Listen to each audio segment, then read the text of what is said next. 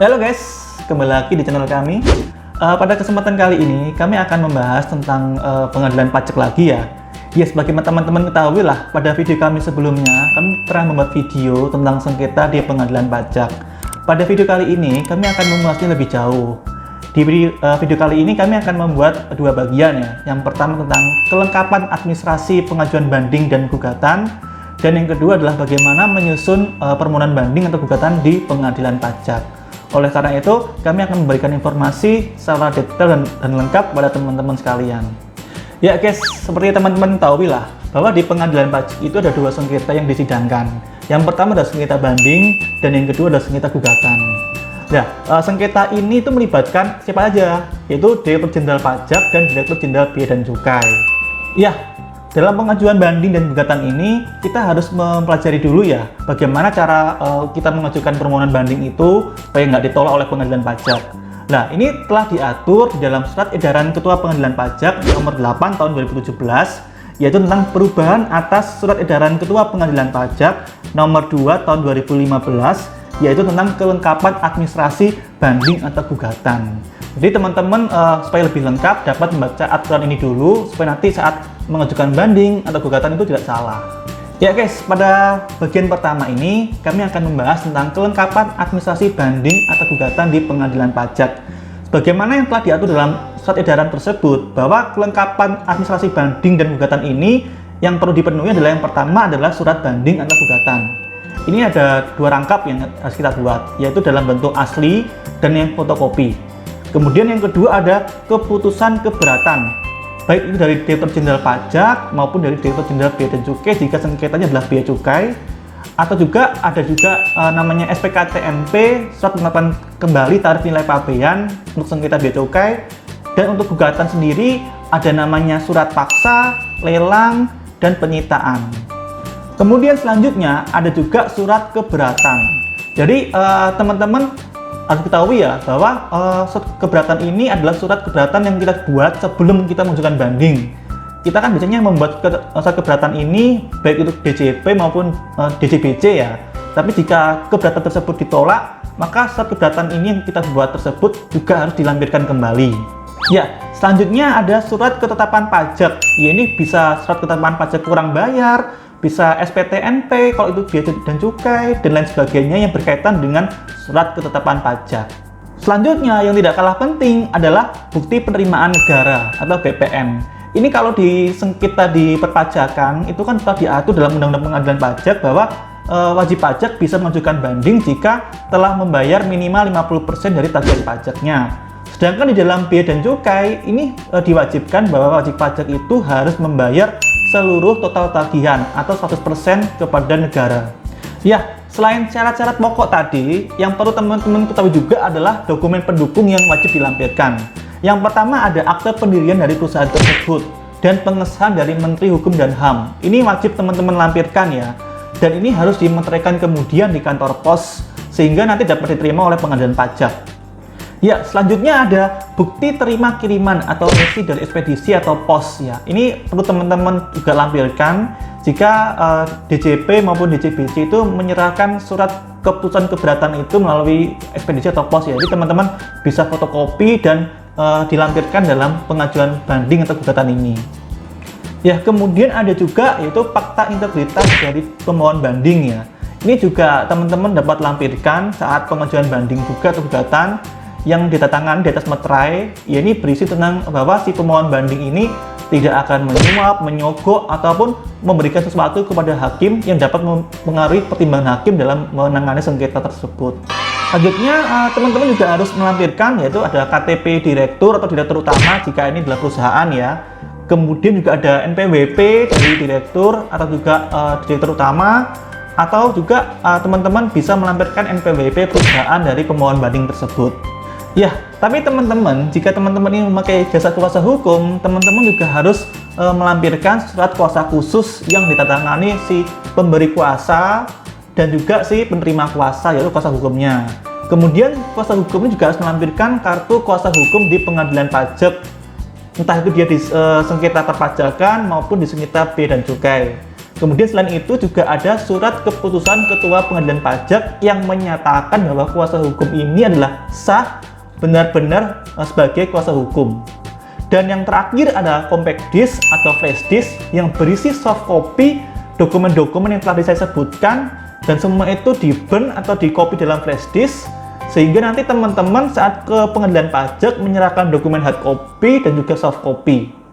Good job!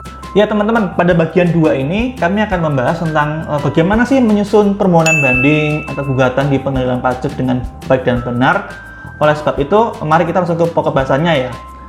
Yang pertama teman-teman harus perhatikan adalah daftar isian surat banding atau gugatan. Ini adalah lembar pertama yang teman-teman wajib isi, di mana dalam surat ini itu berisi apa aja. Yang pertama adalah identitas pemohon, ya pemohon banding atau pemohon gugatan.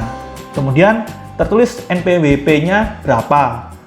Kemudian alamat sesuai dengan NPWP, alamat korespondensi, telepon, faksimil, surat elektronik atau email, dan juga penanggung jawab kontak person dari pemohon banding tersebut untuk dihubungi. Kemudian teman-teman juga harus memilih apakah pengajuan ini berupa banding atau gugatan. Kemudian jenis sengketanya apa, jenis pajaknya apa yang teman-teman ajukan banding atau gugatan ya. Apakah dia terkait dengan PPN, PPh, Bea Cukai dan sebagainya. Kemudian juga teman-teman wajib isi surat keputusan yang dibanding atau digugat. Seperti yang tadi saya sebutkan ya, bahwa kalau banding itu rata-rata yang diajukan banding adalah surat keputusan keberatan, baik dari DJP maupun dari DJPC. Sedangkan kalau gugatan itu lebih spesifik ke pelaksanaan penagihan, berupa surat paksa, lelang, penagihan, penyitaan, dan sebagainya. Dan teman-teman harus isi nomornya, nomor suratnya itu berapa, kemudian tanggal suratnya tanggal berapa, tahun pajaknya tahun berapa, dan masa pajaknya bulan apa. Selain itu, teman-teman juga harus isi juga surat ketetapan pajak. Ini terutama yang untuk sengketa-sengketa seperti SKPKB ya. Ada nomornya dan tanggalnya, teman-teman juga wajib isikan di sini juga. Dan yang terakhir ada dokumen pendukung, ya berupa akte perusahaan, keputusan keberatan, surat keberatan, SKPKB ini jika sengketanya SKPKB, resi pos yang tadi saya sebutkan, dan juga ada fakta integritas dari pemohon banding. Ya teman-teman, selanjutnya kita akan menyusun permohonan banding dan gugatan ini ya. Yang pertama teman-teman wajib isi yaitu nomor berapa, tanggal berapa, kemudian lampiran. Ini sesuai dengan kebutuhan teman-teman ya. Kemudian kalau perihalnya, teman-teman bisa mengisikan permohonan banding atau gugatan terhadap keputusan dari siapa, entah itu dari DJP maupun dari DJPC, nomor berapa, tanggal berapa, tentang keberatan wajib pajak atas apa, sebutkan di sini. Kemudian nomornya berapa, tanggal berapa, masanya bulan apa, dan tahun berapa. Kemudian surat ini itu ditujukan yang terhormat kepada Ketua Pengadilan Pajak yang beralamat di Jalan Hayam Muruk nomor 7 Jakarta Pusat.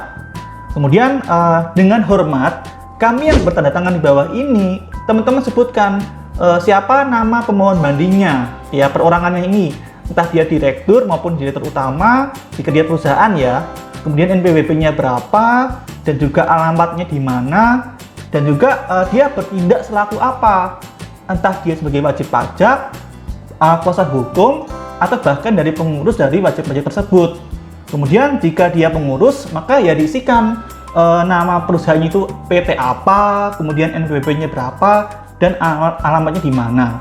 Ya, setelah teman-teman mengisi data tersebut di atas, teman-teman selanjutnya perlu tekankan bahwa teman-teman ini selanjutnya disebut sebagai apa. Apakah pemohon banding atau penggugat jika perkara ini gugatan ya. Kemudian teman-teman juga harus mengisi bahwa pemohon banding ini mengajukan banding atau gugatan terhadap apa. Kalau dalam contoh ini saya memberikan contoh keputusan dari Direktur Jenderal Pajak ya atas keputusan keberatan DJP nomor berapa, tanggal berapa, tentang keberatan wajib pajak atas apa, apakah dia atas SKPKB atau yang lainnya. Dan disebutkan juga nomornya berapa, tanggal berapa, masa pajak bulan apa yang dikeluarkan oleh Direktur Jenderal Pajak. Selanjutnya disebut sebagai terbanding dengan uraian sebagai berikut. Ya, pada Romawi 1 ini teman-teman wajib mengetahui ya bahwa sebelum kita masuk ke materi, teman-teman wajib mengetahui formilnya dulu ya. Pada Romawi 1 ini itu tentang pemenuhan ketentuan formal pengajuan banding atau gugatan. Jika teman-teman di sini salah atau luput salah satu ketentuannya, maka permohonan banding teman-teman itu dapat dinyatakan tidak dapat diterima oleh hakim dan itu sangat fatal ya. Nah, teman-teman wajib mengetahui bahwa saat pengajuan banding atau gugatan ini teman-teman perlu juga membaca undang-undang tentang ketentuan umum dan perkara perpajakan, kemudian ada undang-undang pengadilan pajak dan undang-undang kepabeanan ya. Teman-teman wajib mengetahui benar-benar syarat-syarat pengajuan formil ini ya. Saya berikan contoh ya. Yang pertama yaitu bahwa permohonan banding dan gugatan ini wajib dibuat dalam bahasa Indonesia. Itu yang pertama. Yang kedua, bahwa permohonan banding atau gugatan ini itu didasarkan atas satu surat keputusan keberatan maupun dari surat SPK/TNP jika bea cukai ya. Jadi intinya satu permohonan banding itu diajukan terhadap satu keputusan yang diajukan banding. Jadi satu kasus satu. Tidak bisa kita ada dua surat keberatan gitu, kita ajukan satu permohonan banding, itu nggak boleh. Jadi harus dipisah ya, di split ya masing-masingnya ini. Kemudian juga bukti bayar yang sudah saya sebutkan juga penting disebutkan bahwa telah dibayar ya. Kalau dia pajak minimal 50% sebagian atau seluruhnya. Kalau bea cukai dia bisa dibayar atau wajib dibayar itu 100%, seperti itu. Ya, jika teman-teman telah mengisi syarat-syarat formil tersebut, teman-teman juga perlu menegaskan bahwa dengan demikian surat banding yang diajukan oleh pemohon banding terhadap surat keputusan Direktur Jenderal Pajak nomor sekian tanggal sekian itu telah memenuhi ketentuan sebagaimana telah diatur dalam Undang-Undang Pengadilan Pajak, Undang-Undang KUP maupun Undang-Undang Kepabeanan. Ya, selanjutnya di Romawi 2 itu mengatur tentang ketetapan semula atau keputusan yang teman-teman banding. Ya, teman-teman sebutkan bahwa ada keputusan sebelumnya yang mendasari teman-teman mengajukan banding ini atas apa. Itu teman-teman sebutkan selengkap mungkin ya. Dan perhitungan juga perlu disebutkan nanti supaya hakim itu dapat membacanya dengan jelas. Kemudian di Romawi 3 itu juga teman-teman perhatikan di sini ya bahwa mengenai pokok sengketa dan alasan banding. Ini teman-teman wajib mengisi bahwa berdasarkan keputusan dari DJP ataupun dari DJBC, teman-teman wajib menguraikan lah ya. Mengapa kok alasan dari terbanding mengeluarkan itu tuh kenapa? Kemudian juga teman-teman bisa membuat tabel ya, biasanya membuat tabel seperti itu. Teman-teman cantumkan nominalnya ya. Menurut dari terbanding itu berapa, sedangkan menurut teman-teman yang anggap benar itu perhitungannya berapa disebutkan dan selisihnya berapa. Jadi sehingga hakim itu mengetahui bahwa menurut terbanding itu sengketanya sekian dan menurut pemohon banding sekian, sehingga itu hakim itu dapat memutus dengan pertimbangannya yang harus dibayar oleh pihak dari pemohon banding itu sebenarnya berapa sih gitu. Selanjutnya menurut terbanding ya, ini teman-teman biasanya dapat mencuplik itu kata-kata dari terbanding itu dari surat ketetapan pajaknya atau dari surat keputusan keberatan ya. Itu teman-teman isilah selengkap-lengkapnya bahwa alasan-alasan terbanding mengeluarkan keputusan penolakan keberatan atau sebagainya itu kenapa, sehingga teman-teman bisa mempelajari dalil-dalil dari pihak terbanding itu, sehingga nanti teman-teman saat menjawabnya di jawaban pemohon banding di bawahnya itu teman-teman bisa membalasnya satu persatu gitu loh, jadi tidak akan luput, sehingga nanti teman-teman saat menjawabnya pun enak gitu loh ya, nggak bingung.